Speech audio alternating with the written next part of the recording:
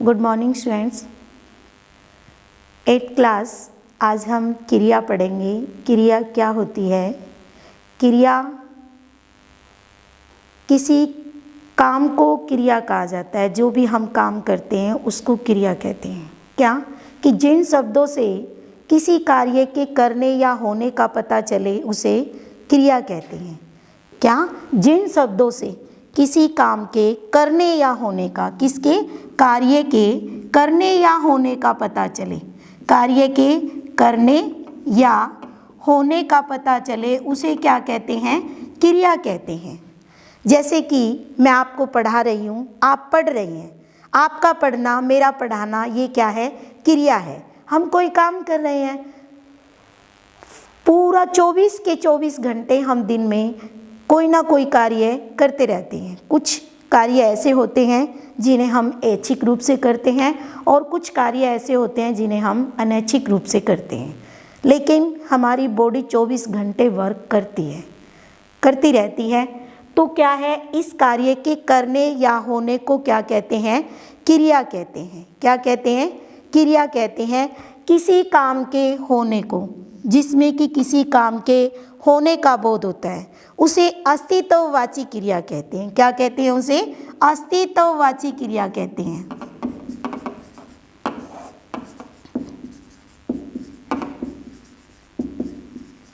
जिसमें हमें किसी काम के होने का बोध होता है कि कोई काम हो रहा है, हो गया है, उसको अस्तित्ववाची क्रिया कहते हैं। और जिसमें हमें काम करने का बोध होता है उसे कार्यवाची क्रिया कहते हैं। उसे क्या कहते हैं? हम कार्यवाची क्रिया कहते हैं। हाँ जी स्टूडेंट्स, समझ आया कि किसी काम को करने का जब हमें बोध होता है उसे कार्यवाची क्रिया कहते हैं, और जब कार्य होने वाला होता है, हो जाता है, तो उसे क्या कहते हैं? अस्तित्ववाची क्रिया होती है। वो अस्तित्ववाची का मीनिंग क्या है? कि उसके रिजल्ट्स हमारे सामने आने शुरू हो जाते हैं। उस काम को हम पूर्ण रूप दे चुके होते हैं, उसको क्या कहते हैं? अस्तित्ववाची क्रिया कहते हैं। क्रिया क्या होती है? क्रिया जो मूल शब्द होता है उसमें ना प्रत्यय के लगने से बनती है। क्रिया कैसे बनती है? किसी भी शब्द के मूल जो धातु होती है, जो हमारे शब्द होते हैं, वो मूल जो होता है उसको धातु को कहते हैं। धातु, जैसे कि आप संस्कृत में पढ़ते भी होंगे, धातु उसमें आती है, मुनि का रूप है, पढ़ की धातु है, लिख की धातु है, तो पठ की धातु है। वो जो मूल शब्द होते हैं उनको धातु कहते हैं। मूल शब्दों को क्या कहा जाता है? धातु कहा जाता है। जो मूल शब्द होते हैं, मूल का अर्थ जड़ से, यानी जो स्टार्टिंग से निकलता है, वो क्या कहलाती है? धातु कहलाती है। धातु के ना प्रत्यय लगने से, किसी भी धातु के ना प्रत्यय के लगने से क्या बनती है? क्रिया बनती है। क्या बनती है? क्रिया बनती है। किसी भी मूल शब्द के ना प्रत्यय के लगने से क्या बन जाती है? क्रिया बन जाती है। जैसे कि खा, खा क्या है? धातु है। क्या है ये? धातु है। अब खा में अगर हम ना प्रत्यय लगा दें, खा में ना प्रत्यय लगा दें तो क्या बन गया? खाना। क्या बन गया? खाना। तो खाना शब्द क्या है? क्रिया है। खा क्या है? ये धातु है, और खाना क्या है? क्रिया है। तो जो हम काम करेंगे, खाना, खाने का काम करेंगे, खा का काम नहीं करेंगे। खा शब्द है, जब उसको कार्य रूप में हम लेकर आएंगे तो वो क्या बन जाएगा? खाना बन जाएगा। इसी प्रकार से धातु के 4 रूप होते हैं। धातु के कितने रूप होते हैं? 4 रूप होते हैं। सबसे पहला रूप हम करेंगे मूल धातु। क्या? सबसे पहला क्या होता है? मूल धातु। जो एक सिंपल वर्ड मैंने आपको बताया कि खा, लिख, पढ़, लिख, पढ़, ये क्या है? मूल धातु है। मूल धातु में दूसरा है, पहला मूल धातु, दूसरा सामान्य धातु,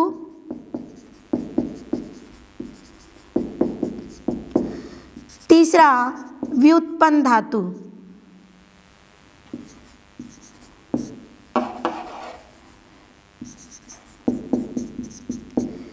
चौथा है मिश्र धातु। धातु 4 प्रकार की होती है, मूल धातु, सामान्य धातु, व्युत्पन्न धातु और मिश्र धातु। मूल धातु जैसे कि मैंने आपको बताया, खा, लिख, पढ़, क्या है ये? मूल शब्द हैं। इन मूल शब्दों को क्या कहा जाता है? मूल धातु कहा जाता है। मूल धातु आपको बताया मैंने, जैसे कि खा। अब इसकी हमने सामान्य धातु बनानी है जिसको हम प्रयोग करते हैं क्रिया के रूप में। तो खा के ना प्रत्यय लगाया, क्या बन गया? खाना। अब व्युत्पन्न धातु क्या होती है? सामान्य धातु में ना प्रत्यय लगाने से व्युत्पन्न धातु बनती है। क्या बताया मैंने? सामान्य धातु में ना प्रत्यय लगाने से व्युत्पन्न धातु बनती है। जैसे खाना, खाना का अगर हम व्युत्पन्न बनाए तो क्या बन जाएगा? खिलाना, खिलाना। क्या बन जाएगा? खिलाना। इसी प्रकार क्या है? तीसरी क्या है? मिश्र धातु। 3 तो बिल्कुल एक दूसरे के साथ बनती है, और जो चौथी है मिश्र धातु, मिश्र एक होती है नाम धातु।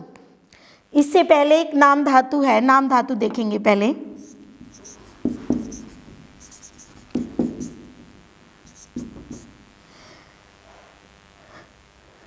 नाम धातु क्या है? संज्ञा, सर्वनाम और विशेषण। क्या? संज्ञा, सर्वनाम, विशेषण। संज्ञा शब्द, सर्वनाम और विशेषण। संज्ञा, सर्वनाम और विशेषण में प्रत्यय लगाने से जो शब्द बनेंगे वो क्या होंगे? वो क्या होंगे? नाम धातु क्रिया के होंगे। किसके होंगे? नाम धातु के होंगे। संज्ञा, सर्वनाम या विशेषण से। जैसे कि हाथ, हाथ क्या है? विशेषण है, सॉरी संज्ञा है। हाथ, हथियाना। हाथ, हथियाना। सर्वनाम जैसे कि मैं, मिमाना, मिम याना। ऐसे ही विशेषण में कोई भी विशेषण ले लो, उसके साथ लग जाएगा, जैसे कि भिन भिनाना, टरटराना। इस प्रकार के शब्द क्या बन जाएंगे? नाम धातु विशेषण कहलाएंगे। क्या? नाम धातु। तो एक इससे आगे है मिश्र धातु। मिश्र धातु, मिश्र धातु में विशेषण, मिश्र धातु में विशेषण, संज्ञा, विशेषण और क्रिया विशेषण। क्रिया विशेषण। मिश्र धातु में संज्ञा, विशेषण, क्रिया विशेषण शब्दों का के साथ प्रत्यय लगाने से बनती है। नाम धातु क्या बनती है? नाम धातु कैसे बनती है? संज्ञा, विशेषण और क्रिया विशेषण शब्दों में प्रत्यय लगाने से क्या बन जाती है? मिश्र धातु बन जाती है। जैसे मिश्र धातु भी इसको हम बोलते हैं। क्या? कितने प्रकार मैंने आपको बताए? 4 प्रकार बताए। मूल धातु के अंदर सामान्य धातु, व्युत्पन्न धातु, नाम धातु और क्या बन जाएगी? मिश्र धातु। ठीक है, इनसे क्या बन जाएंगी? क्रियाएं बन जाएंगी। अब हम पढ़ेंगे कि क्रिया होती क्या है। क्रिया मैंने आपको क्या बताया कि जिन शब्दों से किसी काम के कार्य के करने या होने का हमें पता चलता है उसे क्या कहते हैं? क्रिया कहते हैं। क्रिया को 2 रूपों में बांटा जाता है। कितने रूपों में बांटा जाता है क्रिया को? 2 रूपों में क्रिया को बांटा जाता है।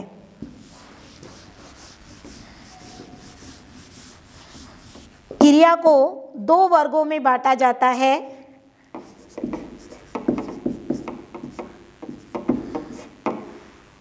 क्रिया को 2 वर्गों में बांटा जाता है। एक तो कर्म के आधार पर, कर्म के आधार पर, और दूसरा संरचना के आधार पर, संरचना के आधार पर, संरचना के आधार पर। क्रिया को 2 वर्गों में बांटा जाता है, कर्म के आधार पर और संरचना के आधार पर। आज स्टूडेंट्स हम कर्म के आधार पर क्रिया के भेद पढ़ेंगे। किसके? कर्म के आधार पर क्रिया के भेद पढ़ेंगे। कर्म के आधार पर क्रिया के दो भेद होते हैं। कितने होते हैं? दो भेद होते हैं कर्म के आधार पर। कौन सी? अकर्मक क्रिया, अकर्मक क्रिया और सकर्मक क्रिया। अकर्मक क्रिया और सकर्मक क्रिया। अकर्मक क्रिया में कर्म की अपेक्षा नहीं की जाती और सकर्मक क्रिया में कर्म की अपेक्षा की जाती है। क्या? कि जिसमें कर्म होता है वो सकर्मक क्रिया होती है, जिसमें कर्म नहीं होता वो अकर्मक क्रिया होती है। या यूं कह लीजिए कि जो कर्म के साथ होती है वो सकर्मक क्रिया होती है, जो कर्म के साथ होती है वो सकर्मक क्रिया होती है, और जो कर्म के साथ नहीं होती वो क्या होती है? अकर्मक क्रिया होती है। क्या? कि सीता सोती है, सीता सोती है, सीता सोती है, हर रोज सोती है वो। अब वो कैसे सोती है, किस समय सोती है, ये नहीं पता है। बस इतना पता है कि सीता सोती है। कर्म की करती है, वो क्या कर्म करती है? सोने का करती है। ये नहीं पता वो कैसा कर्म करती है, केवल क्रिया करती है। वो कैसी? सोने की क्रिया करती है। तो ये क्या है? अकर्मक क्रिया है। दूसरा, सीता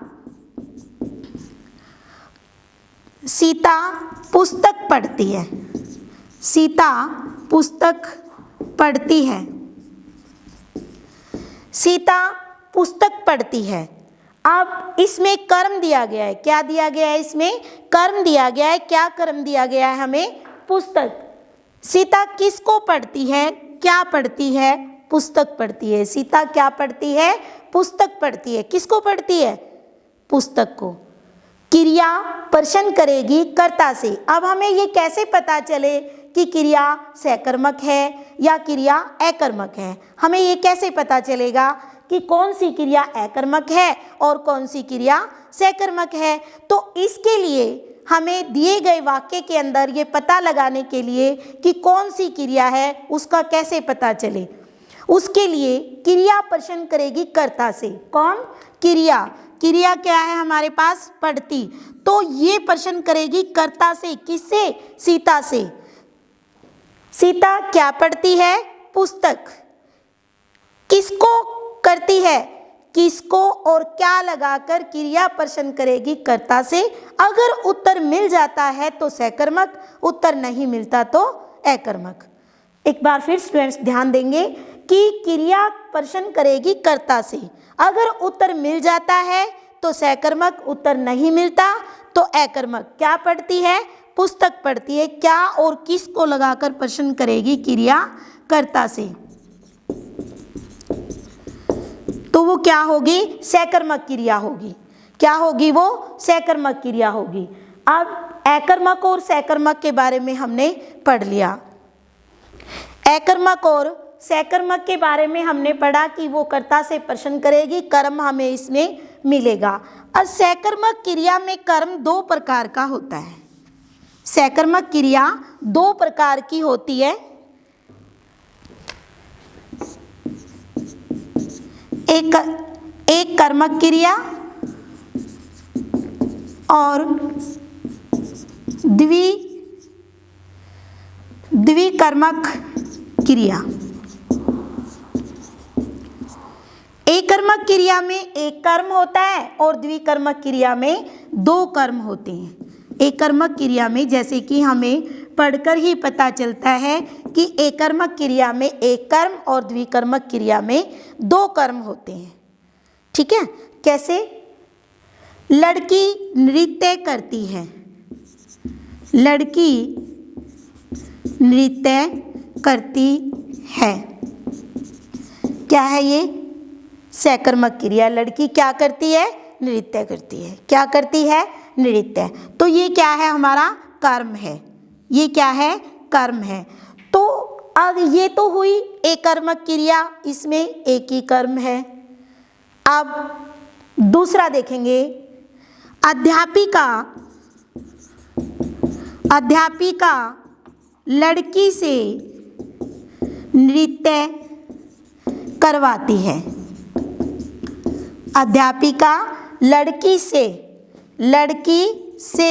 नृत्य करवाती है। ये क्या है? द्विकर्मक क्रिया है। कैसे? अध्यापिका लड़की से नृत्य करवाती है। दो हो गए, किससे? एक तो लड़की और एक नृत्य। मैंने आपको बताया था कि संज्ञा और जो विशेषण शब्द हैं वो भी क्या बन जाएंगे? क्रिया बन जाएंगे। तो यहाँ पर लड़की और नृत्य क्या है? सकर्मक क्रियाएं हैं। दो क्रिया लड़की से कार्य करवाया जा रहा है, वैसे ये प्रेरणार्थक क्रिया में बनेगी। कोई दूसरा एग्जाम्पल देखो, इसको बाद में बताऊंगी। दूसरा देखो,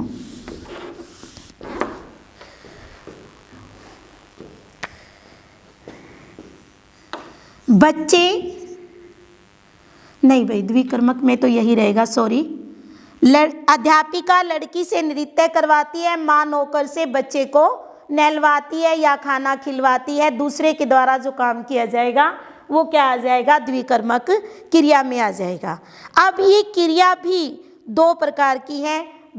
एक तो होती है मूल क्रिया और एक होती है सहायक क्रिया। एक मूल क्रिया और एक सहायक क्रिया। मूल क्रिया जो मुख्य कार्य करती है, सहायक क्रिया जो उसके साथ में लगती है। जैसे कि माँ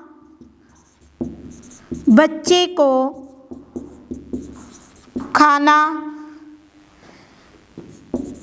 खिलाती है। माँ बच्चे को खाना खिलाती है। मूल क्रिया इसमें क्या है? खाना। मूल क्रिया क्या है इसमें? खाना। और खिलाती क्या है? इसकी सहायक क्रिया है। खिलाना खिलाती क्या है? इसमें सहायक क्रिया है। तो बच्चों हमने क्रिया और धातु के बारे में पढ़ा। धातु क्या होती है, धातु से क्रिया कैसे बनती है, धातु के कितने रूप होते हैं और क्रिया के कितने वर्गों में बांटा जाता है? दो वर्गों में, कर्म के आधार पर और संरचना के आधार पर। आज हमने कर्म के आधार पर क्रिया के भेद किए, एकर्मक क्रिया और द्विकर्मक क्रिया।